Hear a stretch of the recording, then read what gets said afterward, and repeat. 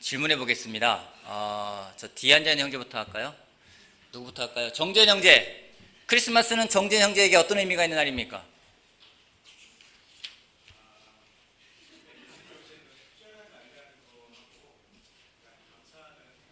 감사하다는 생각이 많이 있는 날이다. 황재선 형제. 크리스마스는 황재선 형제에게 어떤 의미가 있는 날입니까?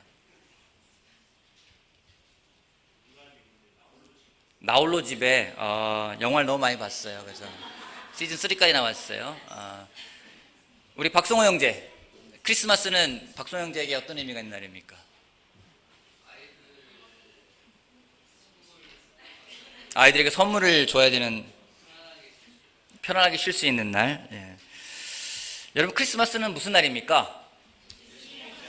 맞아요. 그냥 간단히 말하면 예수님 생일입니다. 그죠? 생일의 주인공은 누굽니까? 예수님이에요. 그죠? 크리스마스의 그 주인공은 예수님입니다. 예수님이 축하를 받으셔야 되고 예수님이 또 감사를 받으시는 것이 바로 크리스마스입니다. 근데 예수님이 이 땅에 오신 게 여러분이 축하할 일입니까? 왜요? 예수님이 오신 목적이, 그쵸? 우리를 위해 오셨어요. 그죠? 여러분을 위해 오셨고 저를 위해 오셨습니다. 예수님이 이 땅에 오신 목적은 우리들을 위해 오셨는데 우리들에게 무엇을 주시기 위해 오셨습니까? 우리에게 구원을 주시기 오셨어요. 맞아요. 예수님이 우리에게 죄의 노예로서 우리가 어쩔 바를 몰라 하던 사람들이었는데 그 죄를 다 끊어내시고 우리에게 새로운 삶을 주셨습니다. 그리고 우리에게 자유를 주셨어요. 우리는 자유로운 사람들이 되었습니다. 그러면 크리스마스를 기념하면서 우리가 자유인이라면 과연 어떻게 살아야 될 것인가에 대해서 같이 보는 시간 갖도록 하겠습니다. 베드로전서 같이 보겠습니다.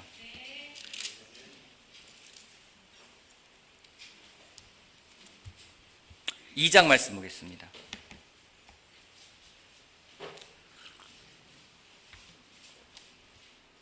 제가 좀 왔다 갔다 하더라도 여러분 이해해 주십시오. 제가 독감을 걸려가지고 거의 다 나아가고 있는 과정인데 저한테 가까이 오지 마시고요. 그리고 제가 약간 횡설수설하는데 머리가 띵해가지고 그럴 수 있으니까 잘 이해해 주시고요. 2장 16절 말씀 같이 보겠습니다. 같이 읽어볼게요. 베드로전서 2장 16절 다 찾으셨나요? 자, 여러분은 거기부터 볼게요. 자, 시작. 여러분은 자유인으로 사십시오.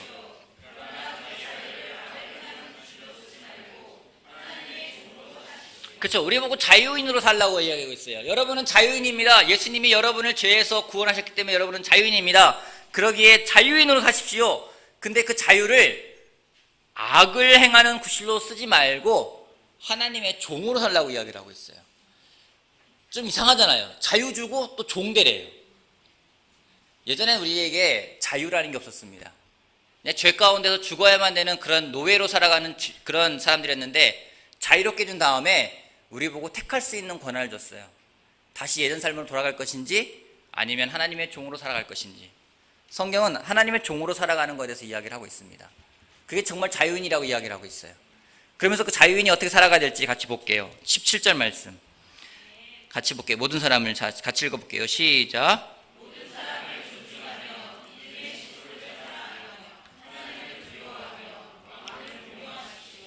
하나님의 종으로 살면서 자유인으로 살아가는 사람들에게 이야기하고 있는 것이 무엇인지 모든 사람을 존중하라고 돼 있습니다. 모든 사람을 존경하라고 이야기하고 있어요.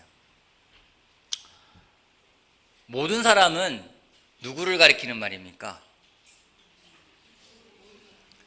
모든 사람을 존경하라, 모든 사람을 존중하라고 있어요. 모든 사람은 누구를 가리키는 겁니까? 옆에 사람 한번 봐보세요. 자, 그분도 모든 사람에 포함됩니까? 네. 존경스러우세요? 네. 현진이 대답을 안 하네요. 모든 사람을 존경하래요. 모든 사람을 존중하래요. 여러분, 존경하는 사람이 있죠? 여러분이. 그죠? 여러분이 존경하는 사람들, 또 존경받을 만한 사람을 존경하는 건 어렵지가 않아요. 근데 존경하고 싶지 않은 사람이 있습니다. 존경하고 싶지 않은 걸 떠나서 저 사람은 존경을 받아서는 안 될 사람이라 생각하는 사람이 있어요. 모든 사람에는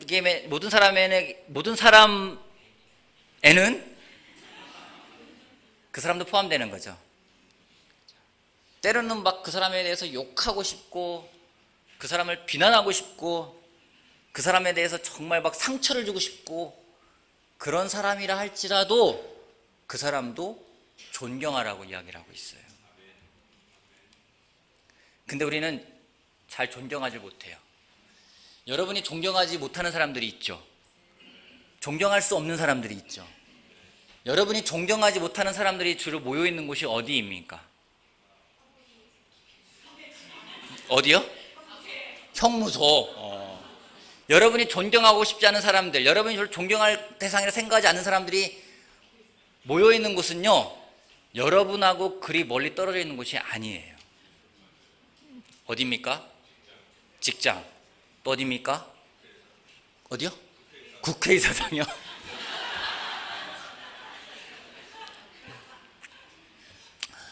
제가 가만히 보니까요, 제가 존경하지 못하는 사람들을 대부분 보니까 멀리 있는 사람들은 아니더라고요. 가까이 있는 사람들이에요. 때로는 가족이 되기도 해요. 아니에요, 여러분. 남편을 존경하십니까? 네, 이 목소리가 정답이에요. 남편 된 여러분, 아내를 존경합니까? 아, 좋아요. 좀 더 컸어요.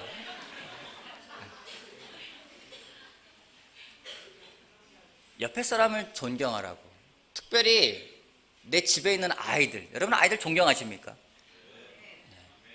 아이들은 여러분을 존경합니까? 별로 영혼이 없는 대답이 나오고 있어요.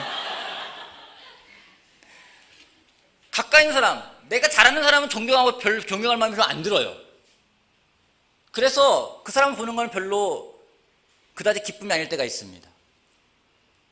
근데 그 사람이 눈 뜨면 내 앞에 있어요. 자고 나면 내 앞에 있을 경우는 더 힘들 수 있습니다. 존경하기 어려운 이유를 너무나 잘 알아요.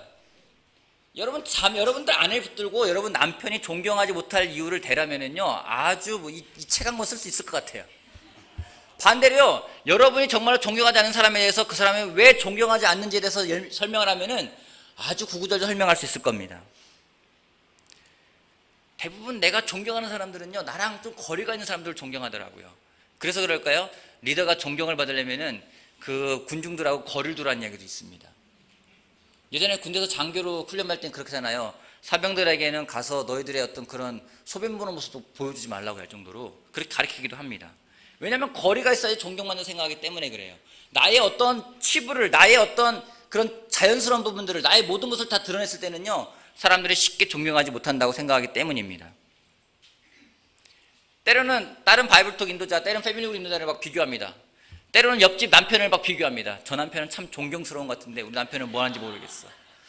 남편들은 반대로 저 아내는 정말로 남편 잘하는 것 같은데 우리 아내는 뭐 하는지 모르겠어. 그래서 배우라고 합니다. 가서 좀 배워. 그렇게 할 때가 있습니다. 다른 집 아이들은 정말 다 귀엽고요, 사랑스럽고요, 막 존경스러운 눈을 보는데요, 우리 집 애들은 그렇게 안 봐요.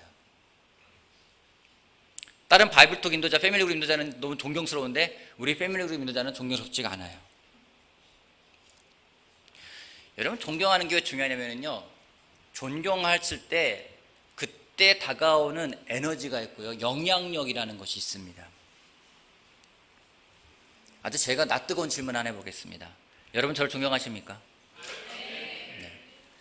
여러분이 저를 존경한다 믿기에 제가 여러분들에게 하나님 말씀을 전할 수가 있어요. 존경하지 않으면 어떻게 할까요? 제가 하는 말은 잔소리일 거예요. 그죠? 존경했을 때 영향력이라는 게 있습니다. 여러분, 가장이 집에서 존경을 받지 못해요. 그러면 가장의 영향력이라는 건 집안에서 없습니다. 아이들이 부모를 존경하지 않아요. 부모가 아이들한테 줄 수 있는 영향력은 없는 겁니다. 특별히 이 가운데 있는 팀들이 정말 부모님으로부터 내가 영향력을 정말 올바르게 받고 싶다면은 부모님을 존경하는 걸 배워야 돼요. 아이들에게 정말 놀라운 영향력을 있는 걸 끌어내고 싶다면은 부모가 아이들을 존경하는 게 필요합니다. 성경은 그냥 특별한 사람을 존경하는 게 아니에요. 모든 사람을 존경하라고 되어 있습니다. 왜냐하면 존경에는요 힘이 있기 때문입니다. 마태복음 13장 말씀 보겠습니다. 마태복음 13장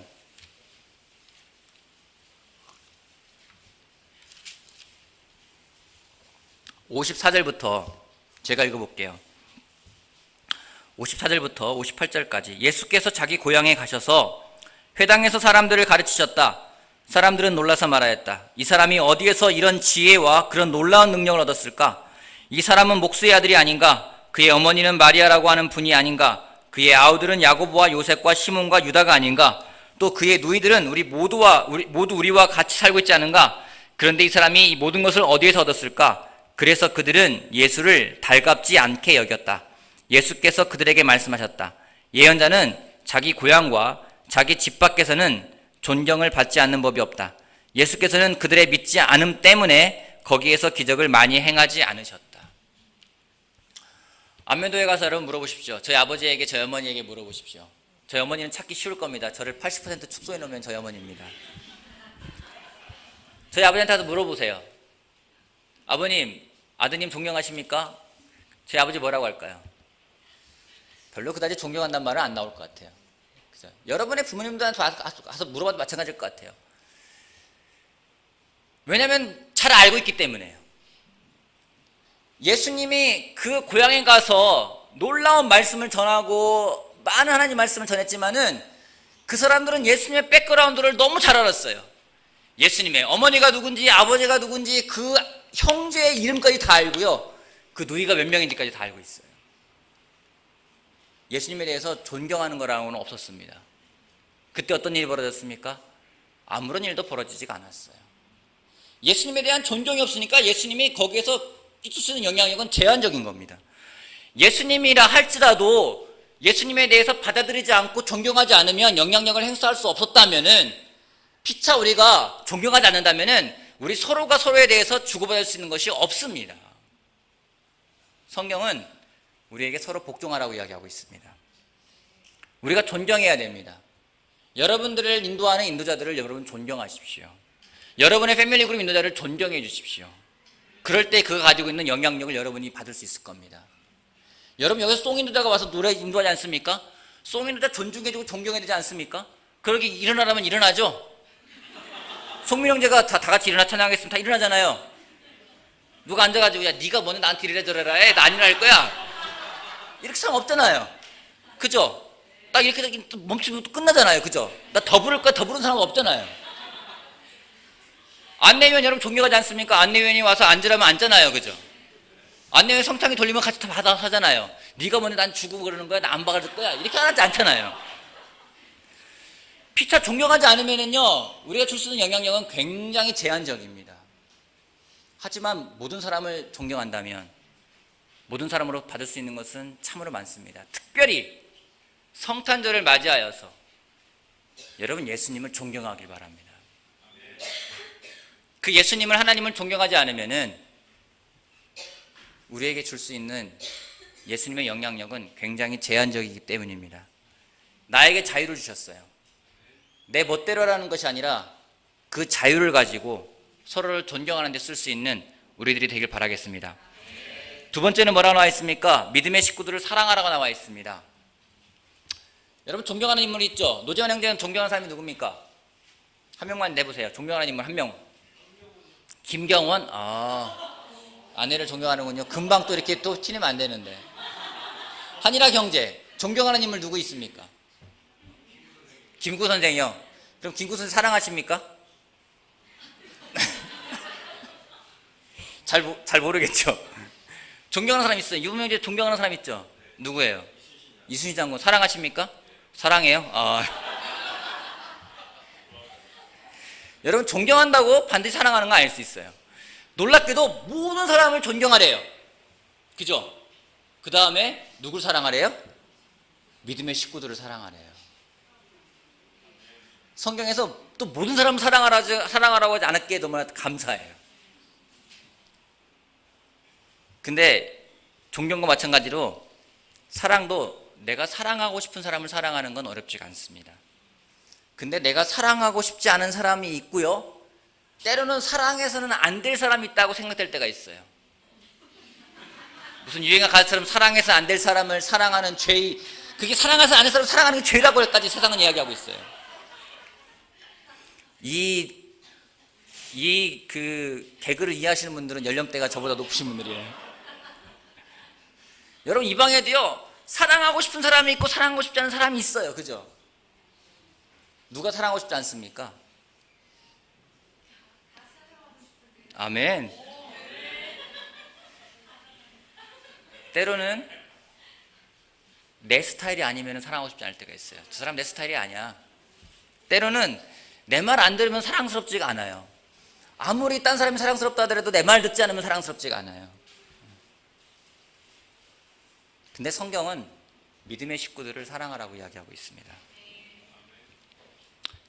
이 안에서 먼저 사랑이 이루어지는 게 굉장히 중요하다는 얘기입니다. 여러분, 사랑하고 싶지 않은 사람이 있다면 제가 도전을 드리고 싶습니다. 사랑하고 싶지 않은 사람을 적어보세요. 적어보고 예수님은 그 사람을 어떻게, 왜 사랑할 수 있었는지를 한번 같이 공부해 보시기 바랍니다. 그 예수님을 닮아간다면 우리 또한 그 사람을 사랑할 수 있을 거라 저는 확신합니다. 성경은 믿음의 식구들에게 어떻게 해야 될지에 대해서 분명하게 이야기하고 있어요. 모든 사람은 존경하고 존중하되 믿음의 식구들은 사랑하라고 이야기하고 있습니다. 그뒤에 나오는 것은 하나님을 두려워하라고 나와 있어요. 여러분, 우리가 두려워해야 될 대상은 하나님입니다. 왜요? 우리는 두려우면요, 두려워하는 대상에게 복종하게 되기 때문에요. 세상이 두려우면요, 세상에게 복종할 거예요. 하나님보다 직장 상사가 두려우면요, 직장 상사에게 복종할 거예요. 성경은 분명히 이야기하고 있습니다. 하나님을 두려워하라고 이야기하고 있어요. 또 왕을 공경하라고, 왕에게 아너, 공경하라고 이야기하고 있습니다. 우리가 자연으로 살아간다는 것은 바로 이러한 부분입니다. 모든 사람을 존경하고 믿음의 식구들을 사랑하고 하나님을 두려워하고 왕, 통치자들을 공경할 수 있는 것. 그것이 우리가 자연으로 살아가는 것이라 저는 확신합니다. 예수님 또한 마찬가지입니다. 우리가 예수님을 존경하고 예수님을 사랑하고 예수님을 두려워하고 예수님을 공경한다면 우리가 진정한 자유는 무엇인지를 알게 될 거라 저는 확신합니다. 예전에는 자유가 무엇인지 우리가 오판했어요. 내 멋대로 하는 게 자유라고 생각했습니다. 아니요, 내 멋대로 하는 게 자유가 아닙니다. 정말 하나님 말씀대로 따라 살아가는 것이 진정한 자유임을 다시 한번 깨닫게 됩니다. 크리스마스에 정말 예수님이 오신 그 목적을 우리가 잃어버리지 않고 살아간다면 우리는 정말 진정한 자유가 무엇인지를 저는 깨달을 거라 확신합니다. 내일이 크리스마스입니다. 여러분, 크리스마스는 그냥 노는 날이 아니에요. 크리스마스는 먹고 자고 하는 날이 아닙니다. 얼마 전에 라디오에서 한 방송을 하는데 제가 좋아하는 가수기도 하지만 자이언티가 나와서 방송하는 걸 들었어요. 되게 명쾌하게 이야기하더라고요. 이 사람이 믿음 있는지 없는지 모르겠어요. 그 여자 그 DJ가 물어봤어요. 자이언티에게 크리스마스는 무엇입니까? 대답이 심플하더라고요. 예수님 생일입니다. 그보다 정답은 없어요. 여러분, 내일은 예수님의 생일입니다. 예수님을 축하하고 기념하는 날입니다. 예수님을 축하하고 기념한다면 우리가 예수님을 따라가는 삶이 무엇인지를 또한 생각해 보아야 될 것입니다. 예수님을 따라서 모든 사람을 존경하고 믿음의 식구들을 사랑하고 하나님을 두려워하고 그리고 통치자들을 공경할 수 있는 그런 마음을 가져간다면 그 크리스마스의 의미가 다시 한번 올바르게 우리들 삶 가운데 되새겨질 거라 확신합니다. 이 시간 성찬을 나눌 겁니다. 그리고 또 헌금을 같이 드릴 겁니다. 성찬과 헌금을 통해서 다시 한번 예수님을 기억하고 예수님께 감사함을 드릴 수 있는 시간이 되길 바라겠습니다. 기도하고 성찬하겠습니다. 하나님, 감사합니다. 저희들에게 크리스마스라는 걸 주셔서 예수님의 탄생을 기억할 수 있는 시간을 주셔서 감사합니다. 특별히 너무나 감사한 것은 또 이 크리스마스를 국가에서 또 공휴일로 지정해 주어서 저희가 쉬면서 정말 그 의미를 더 깊이 생각해 볼 수 있는 날이기에 무척 감사합니다. 하나님, 2000년 전에 예수님을 이 땅에 보내주셔서 감사합니다. 좀 저희가 정말 그 예수님의 탄생과 예수님의 또 죽음과 예수님의 부활하심을 다시 한번 기억하며 그냥 세상과 똑같은 크리스마스가 아니라 그 의미를 되새길 수 있는 그런 시간 될 수 있도록 도와주십시오. 예수님을 따라서 모든 사람을 존경하고 믿음의 식구들을 사랑하고 하나님을 두려워하며 또 통치자들을 공경할 수 있는 저희들 한 명 한 명이 되길 바라고 또 그런 결정과 그런 감사와 또 그런 정말 축복의 시간이 되길 바랍니다. 성찬을 할 때 다시 한번 예수 그리스도를 기억할 수 있는 시간 되게 도와주십시오. 예수님의 이름으로 기도했습니다. 아멘.